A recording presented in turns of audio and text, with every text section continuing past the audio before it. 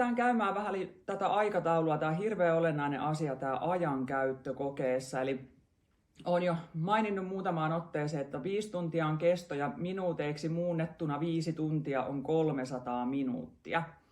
Ja minkä takia tämä on nyt muutettu minuuteiksi, niin 300 minuuttia kun lähtee jakamaan sit sillä 60 tehtävällä, niin sinne tulee se 5 minuuttia per tehtävä aikaa. Ja tässä kannattaa ottaa myös huomioon se, että tässä ei ole huomioitu esimerkiksi vessataukoja ja muuta tämmöistä jalottelua, että jos on pakollista tai luultavasti 5 tunnin aikana voi olla, että vähintään 1 vessatauon tarvii ja vähän ehkä eväitäkin syödä kautta juoda siinä. Toki tehtäviä voi mahdollisesti lukea samalla, mutta se, että se kokonaisaika on se 5 tuntia ja näin ollen se on hyvin rajallinen määrä minuutteja, mikä yhtä tehtävää kohden on. Ja tässä kun vielä huomioi sen 4 alakohtaa per tehtävä, niin siinä täytyy olla tosissaan hyvinkin semmoinen ripeä rytmi.